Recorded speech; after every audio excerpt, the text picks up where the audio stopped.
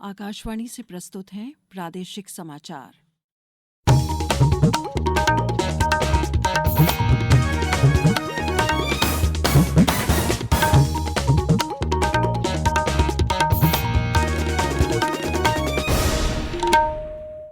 नमस्कार, समाचारों के साथ मैं शेख महजबीन अल्मास। सबसे पहले इस बुलेटिन के मुख्य समाचार। प्रधानमंत्री ने कहा डॉक्टर भीमराव अंबेडकर के मामले पर कांग्रेस के काले इतिहास का सच आया सामने। विधानसभा का शीतकालीन सत्र जारी, मुख्यमंत्री ने दी पार्वती काली सिंध चंबल लिंक परियोजना की जानकारी।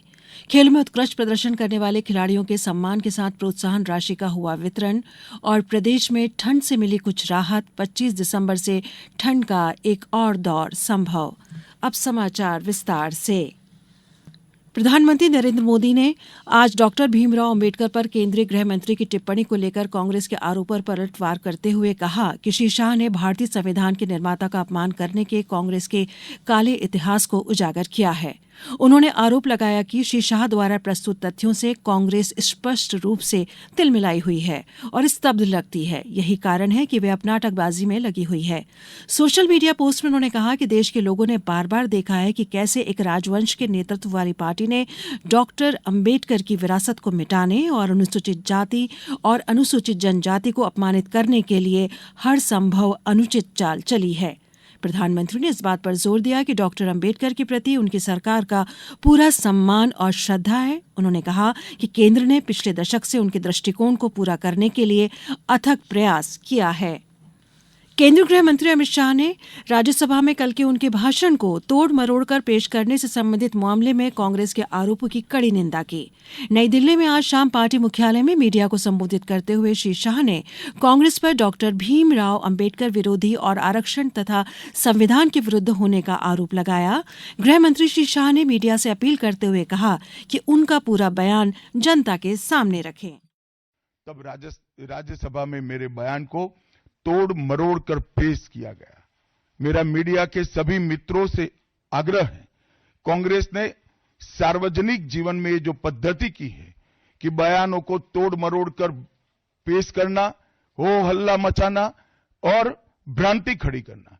पहले उन्होंने नरेंद्र मोदी जी के भी एडिटेड बयानों को सार्वजनिक किया। चुनाव जब चल रहा था, मेरे बयान को एआई का उपयोग कर एडिट किया गया और पूरे देश में इसको प्रसारित करने का घृणित काम किया गया।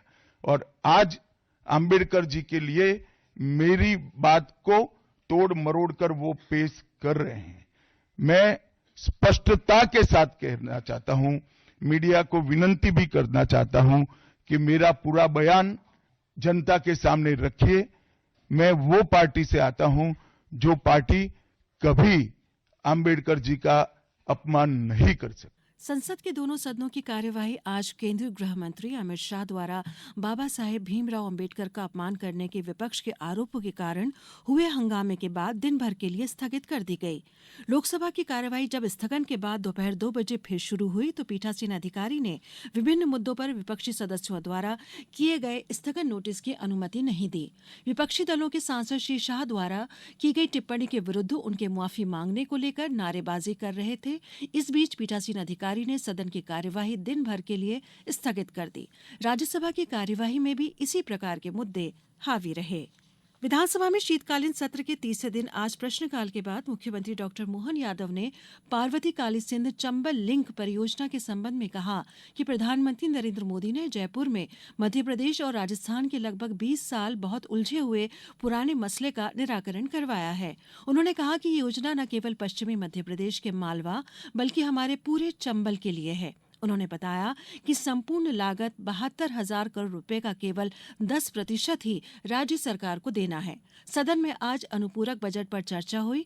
वित्त मंत्री जगदीश देवड़ा ने 22,000 करोड़ रुपए से अधिक का सप्लीमेंट्री बजट सदन में पेश किया था। सदन में डिजिटल अरेस्ट के बढ़ते मामलों पर चिंता व्यक्त की गई। आज विजयपुर से नवनिर्वाचित विधायक मुकेश मल्होत्रा को स्पीकर ने शपथ दिलाई।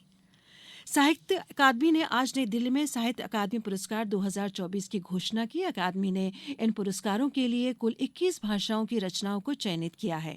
हिंदी की जानी मानी लेखिका गगन गिल को उनके प्रसिद्ध कविता संग्रह मैं जब तक आई बाहर के लिए चयन हुआ है। अब समाचारों में वक्त है ब्रेक का। ये समाचार आप आकाशवाणी मध्य प्रदेश से सुन रहे हैं। ये समाचार बुलेटिन YouTube पर, Madhya Pradesh news All India Radio channel पर और फेसबुक साथ ही X प्लेटफॉर्म पर AIR न्यूज भोपाल पर सुने जा सकते हैं। इसके अलावा आप हमारी वेबसाइट newsonair.gov.in पर अथवा न्यूज ऑन AIR ऐप पर भी समाचार सुन सकते हैं।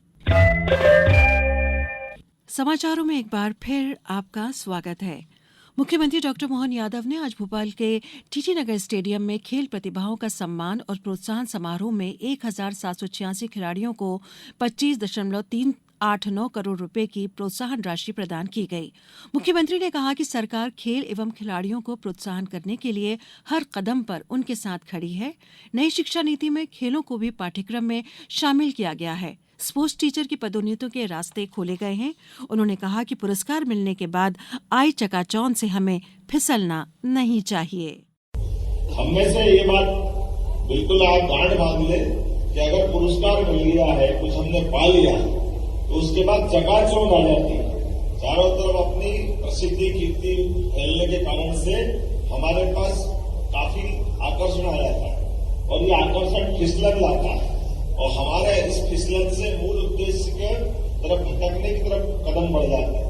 तो एक संकल्प तो कर लो, कितना भी बड़ा आकर्षण आ जाए, आपकी प्रतिभा ने आज कुछ पाया है तो कल उससे और अच्छा मिलने का इंतजार कर रहा है, आप उसकी तरफ देखते रहो। ये हमारे लिए इसका संकल्प करने की जरूरत है। कार्यक्रम में राज्य स्तरीय प्रतियोगिताओं में स्वर्ण पदक विजेताओं को सम्मानित किया गया।